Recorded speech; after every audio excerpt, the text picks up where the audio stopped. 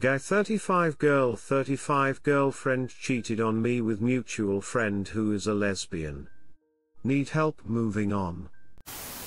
My girlfriend that I've been in a relationship with for almost 3 years and we have 4 kids. I have 3. She has got a hotel room on a Friday night almost 2 months ago. A mutual friend of ours from elementary, yes, I've known my girlfriend since then, came from Texas for a 3 days weekend stay. The girl is a lesbian, who is currently going through a divorce with her wife. About 2 months prior to her arrival, my girlfriend said she was talking to this girl about her divorce. Anyway, when the girl came, my girlfriend invited her to dinner with us. We ate at the hotel and then afterwards we went to a little get-together with this girl's friends. At the end of the night my girlfriend was pretty insistent this girl and her sister stay in the hotel room with us. I lived down the street and had just gotten the hotel to get out of our apartment for the night. My girlfriend had been drinking and was basically in party mode, so I ended up dropping her off at the hotel room and going home because I was tired and assumed they'd be up late drinking and just wanted to get some sleep. The next morning we went to breakfast and my girlfriend was still a little drunk from the night before. She loudly jokingly said this girl injured her the night before. I was kind of in shock but thought they were joking. They weren't. My girlfriend ended up spending the weekend with the girl during the day but stayed with me that Saturday and Sunday night. The girl left and with 4 days was posting on Facebook for her bitches to get ready because they were going to Vegas. My girlfriend, despite the fact she knew my feelings towards the situation, booked her flight anyway. She says she realized over the course of the weekend she was bisexual and needed to explore that. We had actually been having discussions about her attraction towards women prior to all this, so it's really confusing why she basically decided to leave me in the dust and do this on her own. She claims she still loves me and wants to be with me the rest of her life. She just has to do this for herself. Immediately told me we needed a 3-month break. We live together and just signed a new lease with a very hefty early termination fee.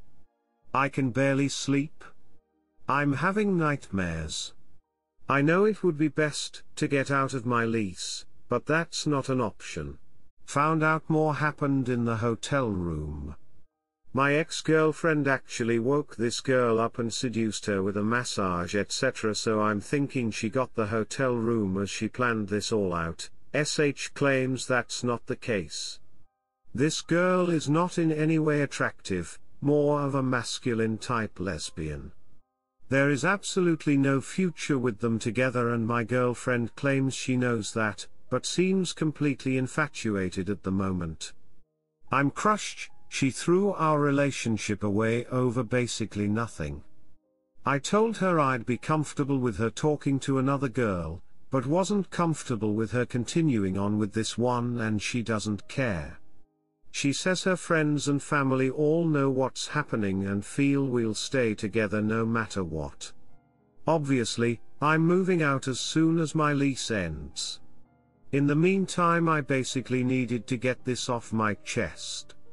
My now ex-girlfriend says I can't tell anyone what's happened as I'd be outing her. Just looking for some friendly advice. She feels nothing really is happening and we'll work out. Help. Edit. Just found out about 2 weekends ago my ex said she was staying the weekend with a friend in town, but actually flew down to Texas. Just wanted to clarify I'm not staying with this girl. Just need some affirmations and advice on keeping my sanity through our lease. I've already established non-physical boundaries and told her we are basically roommates. Update. Stayed with girlfriend and things got much worse. I'll make this shorter. Decided to give things another try with my girlfriend in December. Never did move out and we were getting along. As far as I know she had stopped talking to the girl from Texas and I had hoped things had settled down. We talked a lot, and she seemed content and ready to give us another shot. I was hopeful. I was wrong. About a month in, I realized things weren't going great. We rarely slept together, had time, texted, or even talked. I tried to communicate that with her, but it seemed like she had already given up. I feel like I just went with things until she went out one night and I watched her son. She went out one night and ended up not coming home and claimed to have slept with a lesbian woman in her bed, but nothing happened. I was angry and told her I wasn't going on our trip we had planned that weekend. Ended up going, but she wasn't very attentive or present. Not the greatest time. Got back and the following weekend she went out with a new girl. Got a few drinks and came back a few hours later. Next day we got lunch and the girl texted her before I even signed the check. My girlfriend went to meet her at 2 and came strolling in the door afternoon the next day. Same story. Slept in the girl's bed, but nothing unusual happened. Meanwhile, I can't even get her to sleep in our bed with me. I finally broke up with her. All hell breaks loose. She continued seeing the girl and had time with her also. It's been about a month and we still live together. As far as I know, she's slept with 3 women since the breakup and is talking to multiple women constantly. Constantly texting, makes it a point to let me know how much fun it is by smiling or giggling, and generally rubs it in my face. Mainly wanted to give an update and say, if you find yourself in a similar situation, you're questing your relationship, just walk away before things get worse. Edit, after reading some of the initial posts I should clarify. She still wants to be friends and still claims DK love me.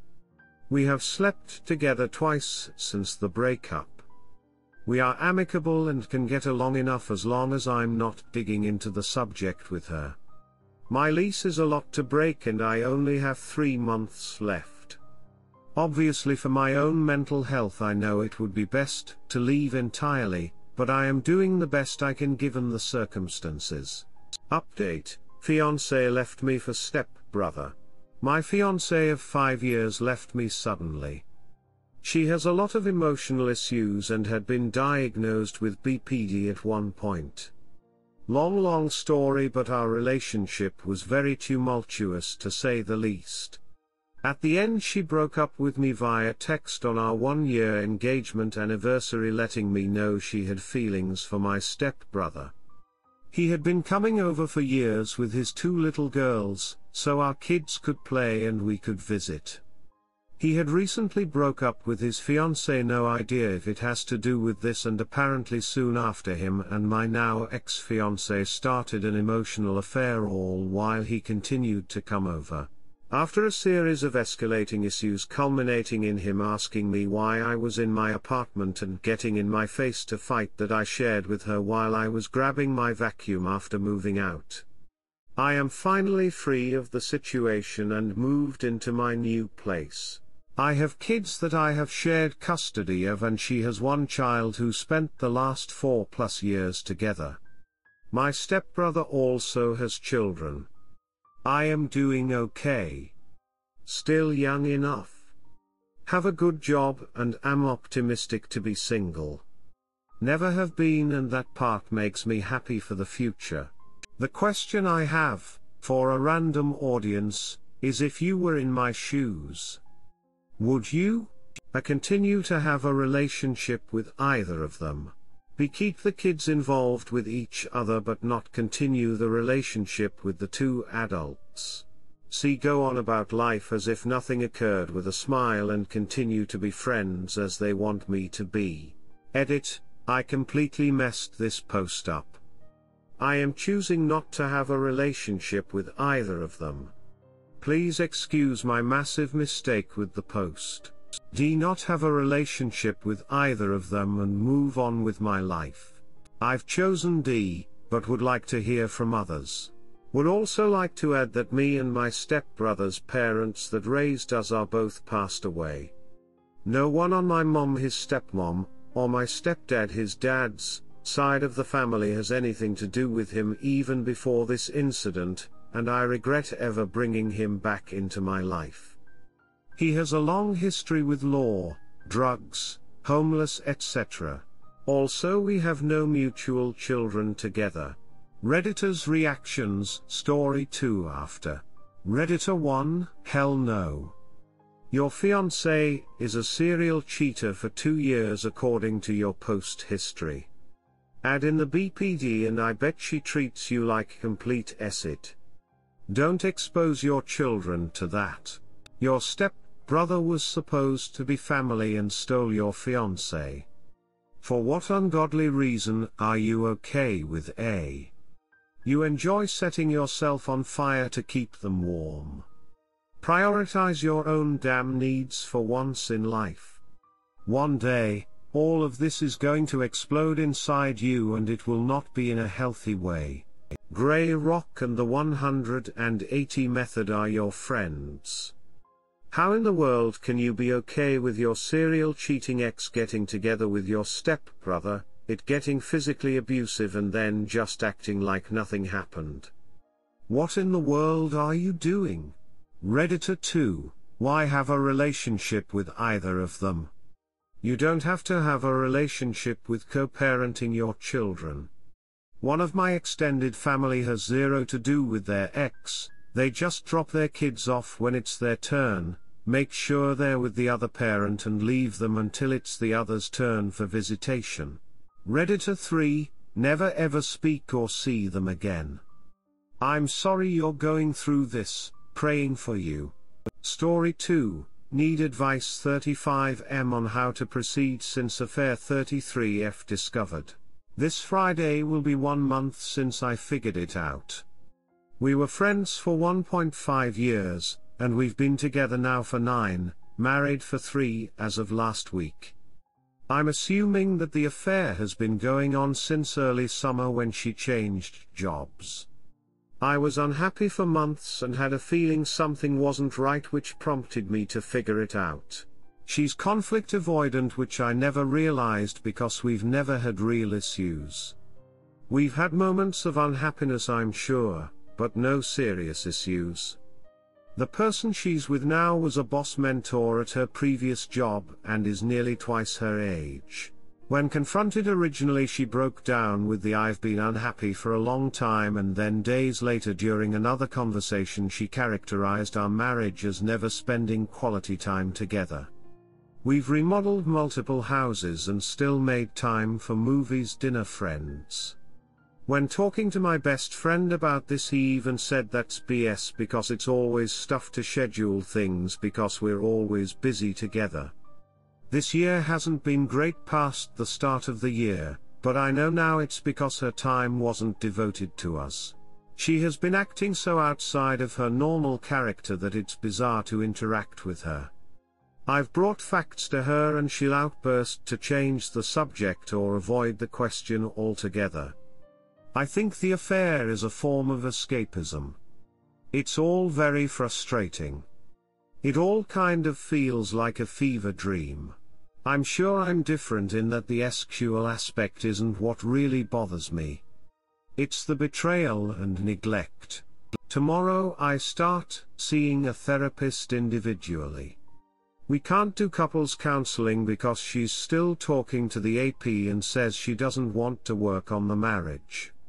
I'm also about to set a boundary and the husband things are coming to a halt until she cuts contact and gives me an apology. Luckily we live in a large house so I can move into the other side of it. I've probably been too nice so far, being that I'm compassionate and know that she has to hurt too. I'm willing to wait this thing out. Maybe she comes around, maybe she won't. Who knows? We're both successful and I'm a good-looking guy, so I don't need her, but I want her. Happy to answer any questions. Just looking for anecdotal advice on how you dealt with your situation. How long did you wait before filing? separation or divorce? Did your so's behaviors completely change after discovery? Did they take a while to apologize? Tia. Edit. FY the AP lives in another state but travels often to our town for work. They video call each other all day. Story 3, Pot Plant Revenge. Many years ago when I was just entering adulthood, I rented a room from a tenant who was subletting because the original roommate on the lease moved out. After I moved in, I quickly learned it was a toxic roommate situation, but I was desperate for a place to live. All the roommates, including the one subletting to me, were growing and selling pot together, not legal back then, and everyone had pretty bad substance abuse issues. The tenant I was subletting from was a bartender with an alcohol and cocaine problem that triggered monstrous fights between him and his girlfriend. He would get home late and the fighting and ducking and more fighting would keep me up.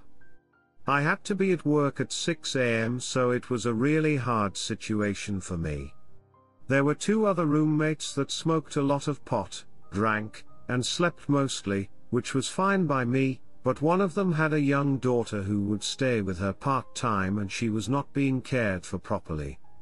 It was heartbreaking. A week after I moved in, there was a huge storm and a skylight over my bed cracked and leaked water everywhere. My bed was literally soaking wet and my floor had at least an inch of water on top of carpet, so it was pretty terrible and not livable at all. My belongings were soaked. I did not have the landlord's information, so I went to the tenant I was renting from, the bartender. He had just gotten home from work and his girlfriend was with him. I showed him my room and he said he was sorry about that but couldn't give me the landlord's info because he wasn't allowed to sublet. I asked him if he could contact the landlord himself and he said he would try, but his schedule wasn't great to get in contact with people during business hours. At this point, his girlfriend found him talking to me in my bedroom and flipped because she thought he was cheating with me or something. They got in an explosive fight, and he had to push her out of my room because she was going to attack me. I locked the door and sat on my soaking wet bed while she screamed and binged on my door for about 30 minutes straight, threatening to kick my ass. I ended up freezing my ass off in that room all night, too terrified to leave the room. In the morning, after not sleeping a wink, I grabbed my essentials that weren't too ruined from all the water. I was about to go out the door when I remembered the pot plants. I found scissors and cut them all up at their roots, making sure to leave the top of the plants intact so they wouldn't know for a little bit. I walked out the door and never went back. I spent years terrified they would find out and hunt me down. Redditor's reactions, Story 3 after. Redditor 1, sounds like the stoners that didn't really bother you got the acid end of that revenge. You should have left a pair of your underwear on the cokehead's door to ensure fighting would continue. Op answer, that would have been a great idea. All the roommates were growing it together, so the bartender was definitely on the acid end too. But, yes, I do feel a bit bad for the one guy who just kept to himself and slept a lot. I hope that dude had his own plant somewhere I didn't get to. Redditor 2, that's some terrible drug abuse. Redditor 3, plants died for a good cause.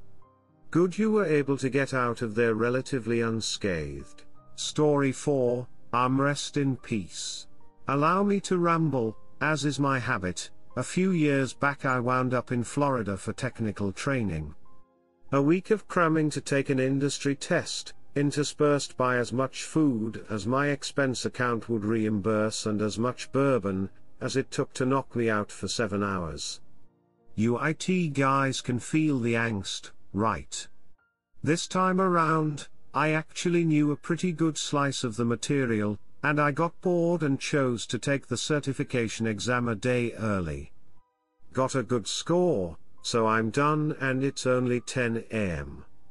Now, call the airline and change my ticket. The fee is on the company, not me, and they were saving the expense of 4 extra meals and a day's car rental. Scored a reasonable flight, but had to take the middle seat. No sweat, the flight's only a few hours, I'm getting the airline miles for the segment, and my loyalty credit card got me boarded in the second group, so plenty of overhead luggage space. I settled in, comfy, in a good mood, ready to relax and to get home early. Then Prick showed up. Dressed in a French shirt with a white collar, braided belt and pinstripe pleated pants. Who let the 90s back in here? Plops down in the aisle seat, pulls a sheaf of paper from the obligatory leather briefcase, and without so much as a howdy-do says, "I need the armrest, move your elbow." Not please move your elbow. I have a short fuse for bullshit. I let it burn just enough not to get fired, arrested, or thrown off of an airplane. I pointed to the control buttons under my left palm, then pointed past him to the control buttons on his left-hand armrest. I said, "Look, sport, these are my buttons, attached to my armrest. Those over there are your buttons on your armrest. The ones over here to my right are buttons on the armrest belonging to the person who will show up for the window seat. You see that extra armrest under the window? You want 2 armrests, next time buy the ducking window seat." Now I'd boarded early, as I said, so there was a long interval in which I listened to Prick shuffle the papers almost non-stop as he engaged in a very unnecessary business call while he could still use his phone. As the cabin door closed, the seat to my right was still empty. I thought about staying put, but in a moment of humanity I thought maybe Prick was being a prick because this was a last-minute trip he didn't want to take, or maybe because someone called him out for dressing like Gordon Gekko. So I turned to him and said, "Looks like we've got a no-show over here. Since you're feeling crowded, would you care to have the window, and we can leave the middle vacant?" Prick didn't even look up. He just grumbled into the stack of papers he was holding, "No, I'm fine." Not a thank you, no please, you take it. Not an ounce of grace in him. Maybe his wife was cheating on him. With his boss? While he was away on business. So, I moved over to the window seat. It was a sunny day, and I got a good look at the scenery below as I split a can of tomato juice between 2 minis of vodka. Prick never said another word to me the whole flight, which was fine, but he did look at me funny when I raised my left-hand armrest so I could manspread into the middle seat. "I know you were expecting more, maybe I should have stayed in the center bucket, but my comfort was more important than Prick's discomfort, and the best petty revenge is getting my way over and above anything else. Happy landings."